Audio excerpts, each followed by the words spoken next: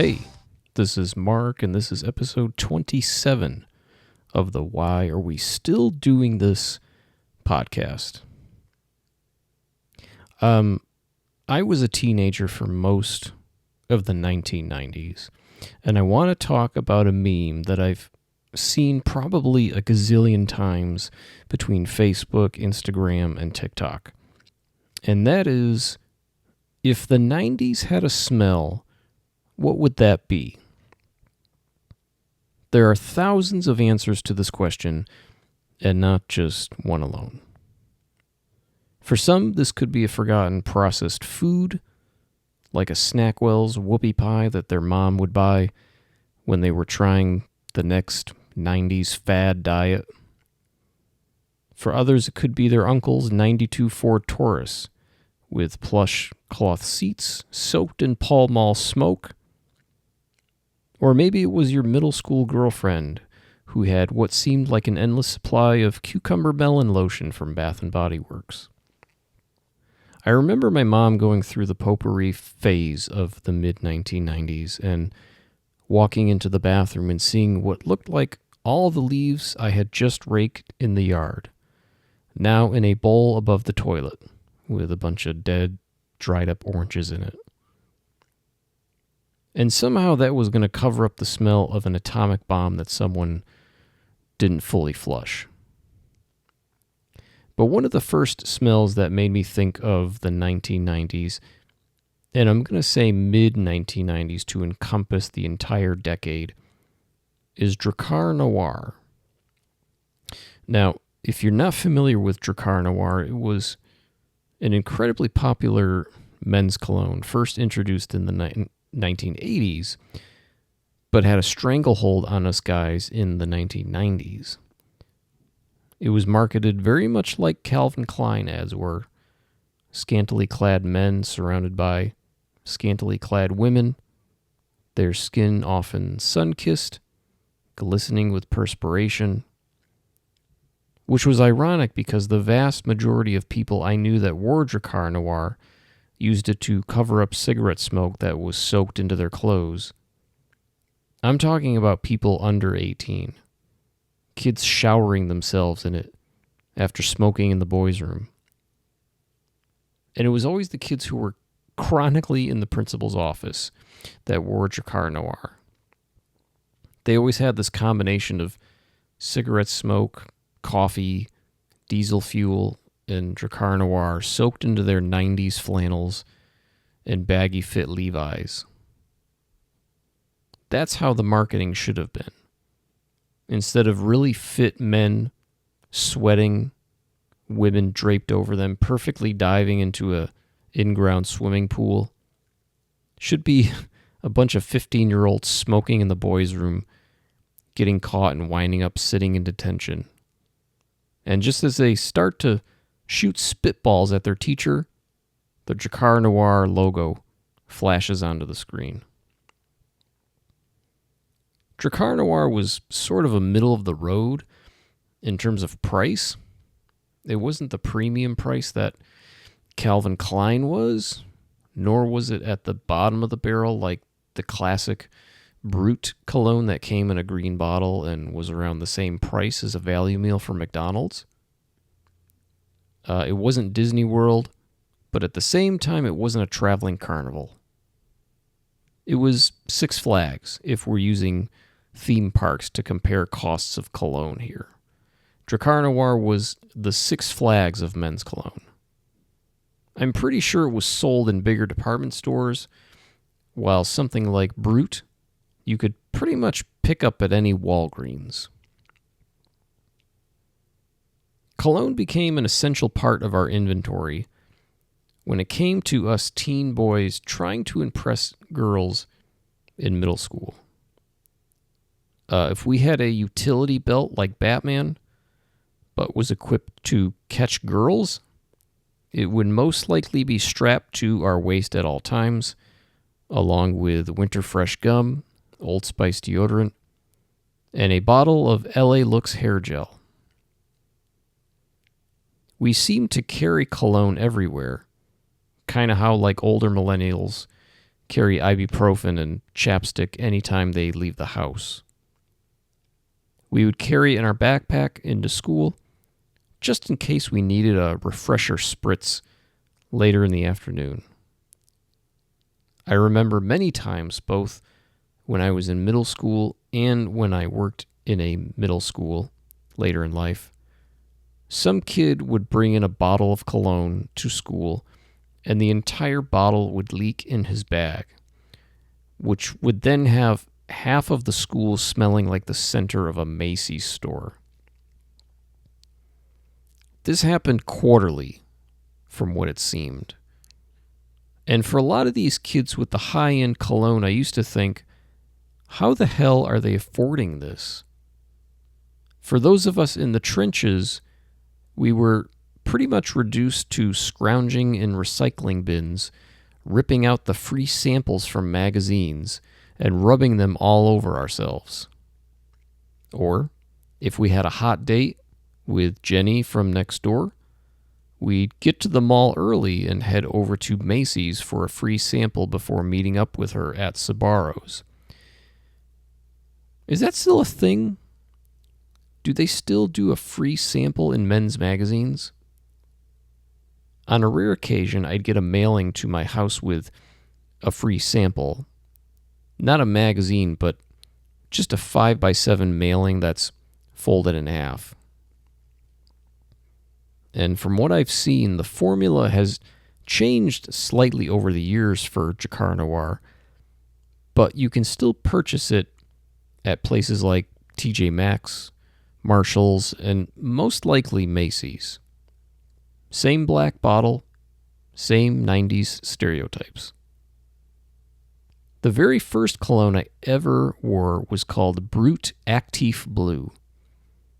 It was the sister product of that Brut cologne that came in a green bottle.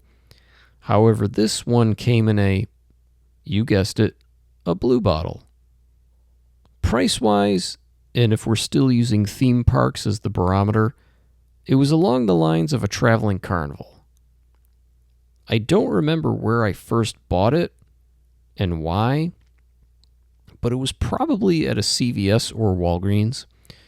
That was another very strong 90 scent. But as far as Brut Actif Blue is concerned, I have not smelled it in years. However, if I did, I know it would be probably a highly emotional experience for me. The period in my life when I wore that cologne was a really strange time for me. I was in 8th grade. My class had moved from one school to another. Long story short, my parents had divorced within the past year. And in general, middle school is just a really weird age for kids. But the most significant life event that I associate that cologne with was having my first girlfriend.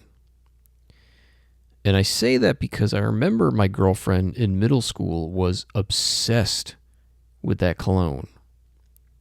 For some reason, I remember having it in my backpack with me at her house, and before I left, she would spray it all over her room.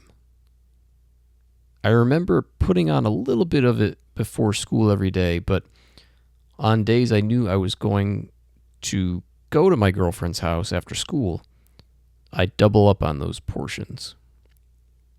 And your first relationship is obviously a major life event, and with that, you're going to have sights, sounds, and smells that all take you back to that point in time, no matter how many years have passed. And sometimes it's not always a good smell.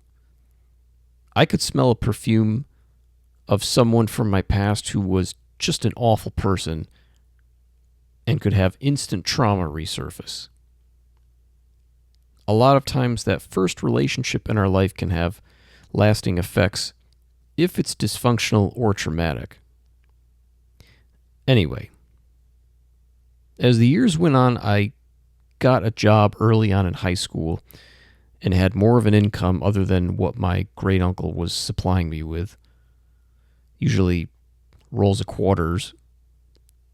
I went out and I bought a cologne that I still wear today. Calvin Klein Obsession. Obsession came out in 1986, which I was surprised because I really thought it was an early 90s smell. Obsession has always been my favorite cologne because for some reason it reminds me of the beach. It smells like the beach to me. That was my thought process when I first bought it all those years ago. But now as an adult, I think it smells nothing like the beach. But I still love it. Seinfeld fans will be reminded of the episode where Kramer wants to create a cologne that smells like the beach. And the Calvin Klein executive replies with, "People take showers when they get home from the beach," implying that the beach is a repulsive odor consisting of seaweed and dead fish. In high school, I would wear Obsession every single day. And for a fancy occasion like a school dance, I'd usually do a little more spritzing than usual, sometimes a bit overboard. I remember slow dancing with a friend of mine at a dance one time, and she said, "How many squirts of cologne did you put on?" 6 is what I think I said. Cologne is sometimes one of those less is more kind of things. Back then with cologne and the implication that it would attract females, the thought was more is more. I really don't know if kids today would enjoy the smell of Obsession. If I go into a Sephora with my daughter, I'll wander to the back where they have some of the men's cologne. But for some reason, they all smell the same to me. It seems as though they all have the words musk, cedar, and woodsy in the description. I was curious, so I looked up what they used for a description for Obsession, and it states, quote, "It's a blend of warm spices like cinnamon and nutmeg mixed with the earthy scent of wood and sweet vanilla. It's a fragrance that's both bold and refined, masculine and sensual. Obsession cologne is for the man who wants to leave a lasting impression and who wants to be remembered." For the man who, quote, "wants to be remembered." Well, I'm pretty sure I was remembered for wearing Obsession at school dances because I probably put a third of the bottle on my body. I always wonder when they say scent of wood, are they talking about a specific kind of wood? Like, are they talking like the smell of pine when you walk through a damp forest? Or are they talking about pressure treated, like the lumber aisle at Home Depot? Because I really enjoy that smell. It's pretty incredible how smells can trigger a memory and transport us to another time and location. I can still remember the smell of fluoride from elementary school. Our school had participated in a fluoride program where once a week, I think it was once a week, we'd all go to the cafeteria and the nurse or whoever would bring in a giant tray of plastic cups filled with fluoride rinse. Half of them were colored green, the other half were red. And it was very much like that scene in The Matrix with the pills. I think the green was a mint flavor and red may have been some sort of fruit punch. I can't remember. But they both had a certain smell to them. And when I think really, really hard, I can almost manifest that smell in my mind. And when I do, I get this feeling in the roof of my mouth because I couldn't stand the taste of fluoride, the red or the green. They often left this strange coating on the roof of my mouth. And even thinking about them triggers that sensation. Even when they just brought the tray of them into the room, my mouth would tingle. Thinking about it now at age 45, the thought of that fluoride in my mouth triggers the same feeling. I was thinking, like, if you close your eyes right now and think of cherry cough syrup, I guarantee you can manifest that taste in your mouth. Like, we've all had that at some point in our childhood, and kids either hated it or it was just okay. One smell that really takes me back, and this piggybacks off the last episode of the show, is cigarettes. And you're probably thinking, how are cigarettes nostalgic? Well, practically everyone in the 80s smoked cigarettes. Or at least that's how I felt. Smoking was everywhere. You could smoke on an airplane, for Christ's sakes. Even at 30,000 feet in the air, you couldn't escape the Marlboro Man or Joe Camel. You could smoke in a hospital in the 1980s. And from what I understand, the policy to outlaw smoking in hospitals was crafted midway through the 80s, but wasn't strictly enforced until around 1990. And thinking about it now, who knows? The doctor that delivered me could have been sucking down a Virginia Slim 100 the moment I came into the world. Possibly have blown cigarette smoke directly into my face. Welcome to the world, pal. I'm pretty sure our grandparents had teachers that smoked at the front of the class. I know for a fact at my old high school, there was this secret room off of the science lab where the teachers would go smoke. And this was in the mid-1990s. And I remember there was a sign on the door that said, Mr. Whitcomb's room. There was no Mr. Whitcomb in the building. I think Whitcomb was just code word for smoker's lounge. And today, I don't really smell a lot of cigarette smoke when I'm generally out in public. But when I do, you definitely notice it. And to me, cigarette smoke is a huge part of the smells that encompass the 1980s for me, and even a little bit of the 1990s. When my father-in-law passed away in 2021, my wife and I ultimately had to sort through all of the treasures he had left behind. Aside from multiple water cooler jugs filled with change, with each jug having a different denomination, furniture, typical tchotchkes that boomers would have, he had a lot of clothing. And we ended up donating the vast majority of that.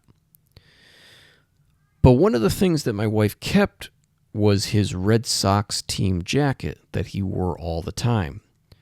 And she kept it not for her or I to wear it, but because it was the piece of clothing that he owned that had the strongest scent of him.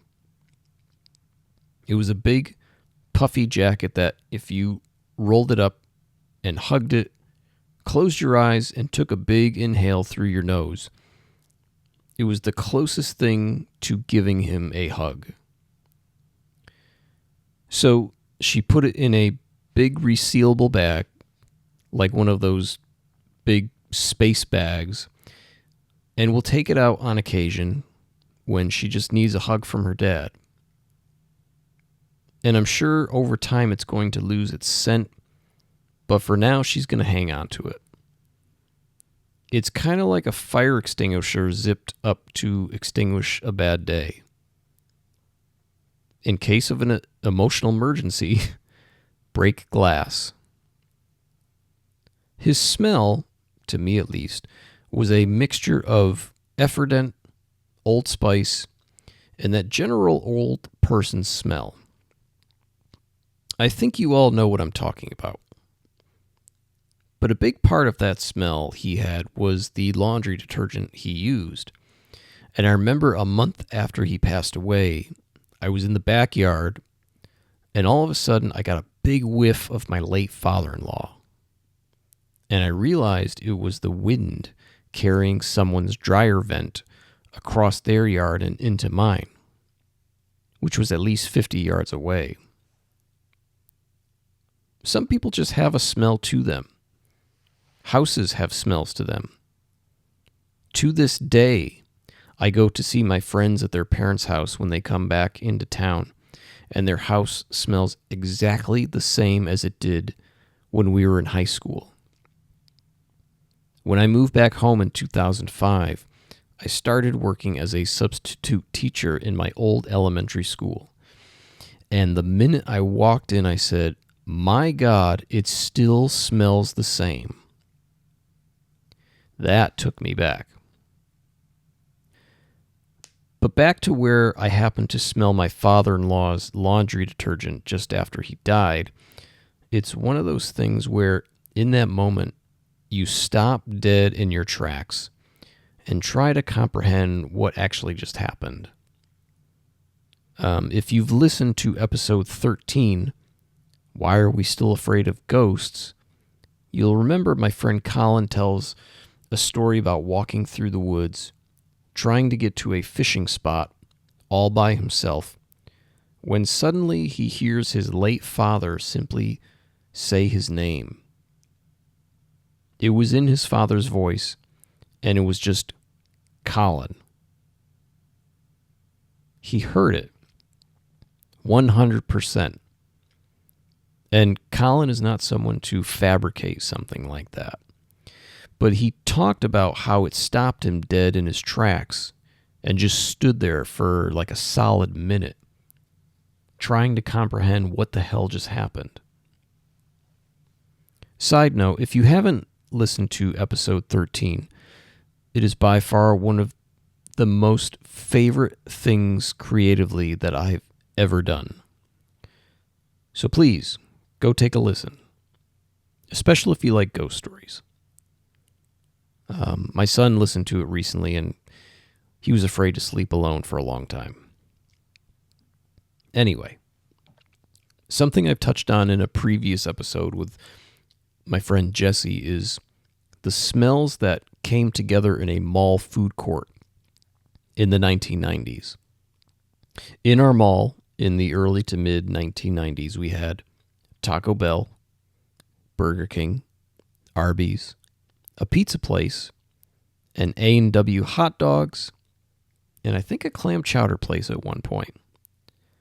And all of those restaurants emanate their own unique smell that somehow meet in the middle of the food court and combine with all the other restaurants that had this unique aroma that mostly smelled like grilled meat and potatoes, most likely the French fries. That would be a great scented candle. Mall food court. Millennials would love that. Hints of Sbarro, Panda Express, notes of Drakkar Noir, cedar, and musk. Because, well, as I mentioned, it seems like every cologne, soap, or lotion has cedar and musk in it these days.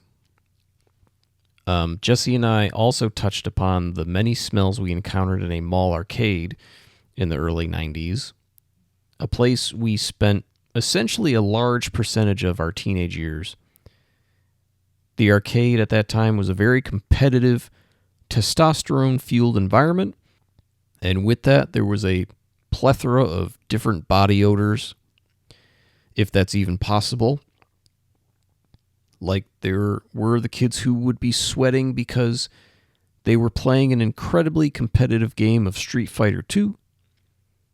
Then there were the kids who really hadn't been sweating, but hadn't showered in 3 days and just generally smelled. Like there's a difference between the BO that comes from just being sweaty and the BO that comes from not bathing for multiple days. But when those kids that didn't bathe for days started sweating a lot, watch out. One interesting smell from the late 80s and early 1990s that a friend pointed out to me was the smell of new cassette tapes. There was some sort of chemical smell that hit your nose when you unwrapped a new cassette tape. I think it kind of went away after a while, but it was definitely there once that plastic came off and you pulled it out from the case. From what I found, it seems like the actual tape was made of polyester with a magnetic coating. I don't think CDs had the same smell, but there was definitely an element of a new plasticky item smell when it came to the CD case, the plastic it was wrapped in, and even the liner notes that came with the CD. Thinking about smells I didn't care for in the 90s, and I might be in the minority here, but marijuana. I cannot stand the smell of marijuana, even today. For me, it's somewhat of a trigger, which I'll get into in a second. In fact, I'd probably prefer to smell cigarette smoke over marijuana. Kids who smoked weed always had a smell to them, just like cigarette kids did. And they sometimes went hand in hand.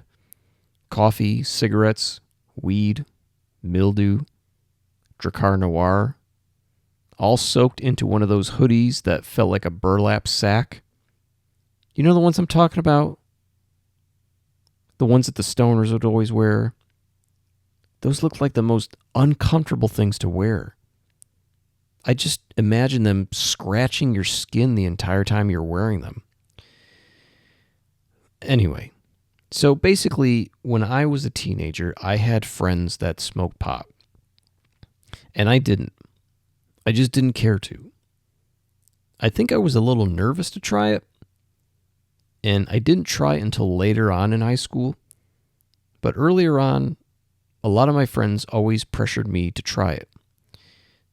I remember being in 10th grade and getting my first drum set. And right around that time, my closest friends also got instruments. And those three friends were the first group of people I played music with growing up. And I remember there were times when we would have a practice or just jamming, and we'd all show up to my friend's house, set up our stuff, be all ready to go, and then they would say, "All right, let's go smoke a bowl." And I was like, man, I just want to play. And it took another 30 minutes before we'd actually play.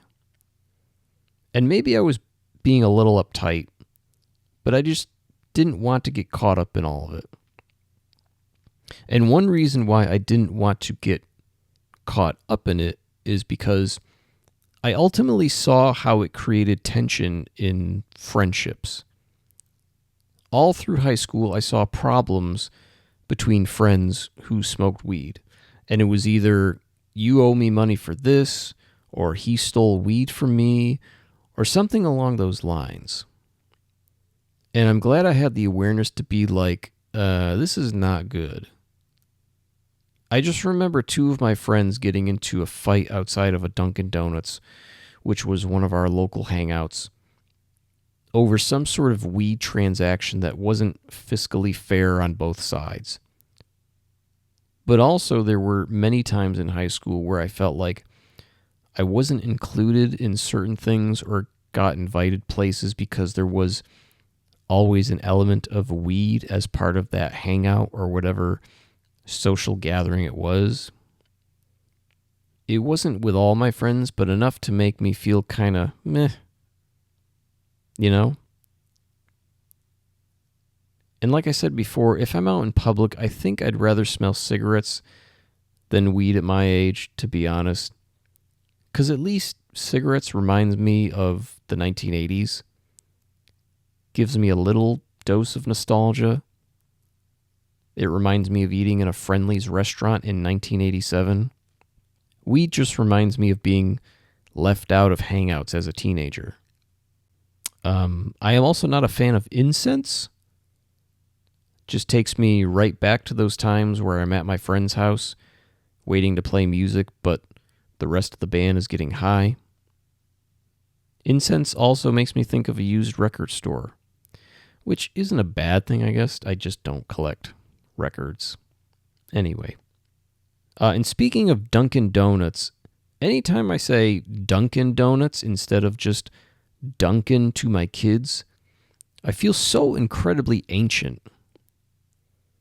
It makes me think of when I was in high school, working at JCPenney in the late 1990s, and an elderly man came up to the register and asked me, "Is there a Sears Roebuck in this mall?" The transition from Dunkin' Donuts to Dunkin' is one of those things that quietly went away, as the kids say. I don't remember any sort of ceremony that retired the donuts part of the name.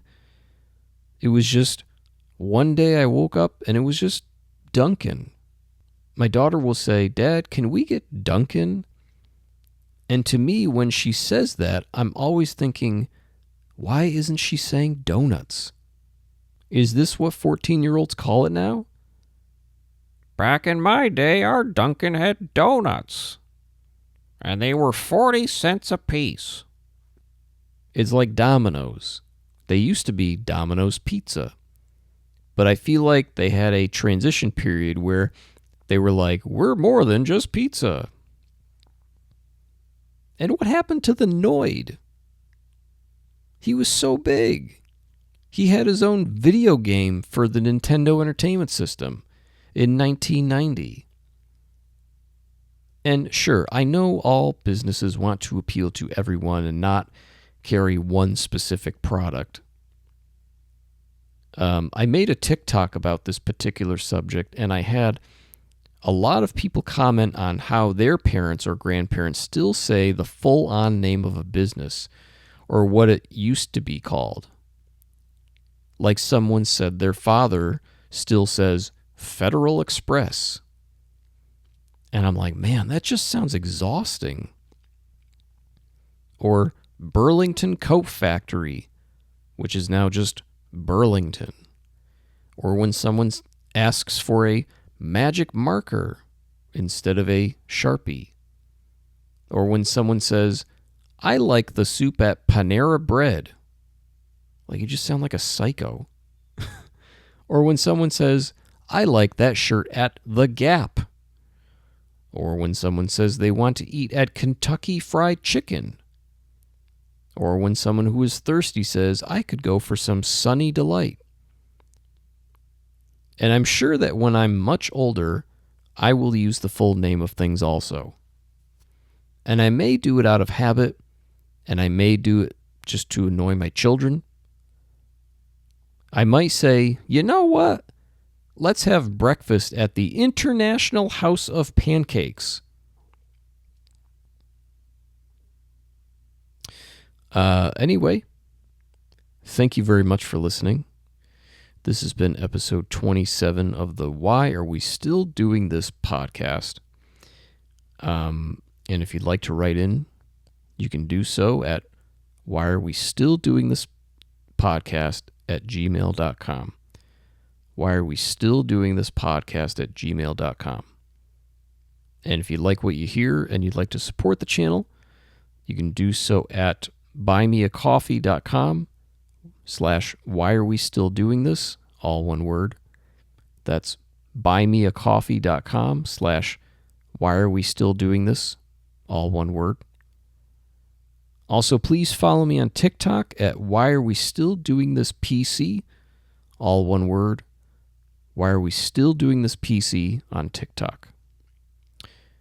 And we will see you all in a couple of weeks. Thanks, everybody.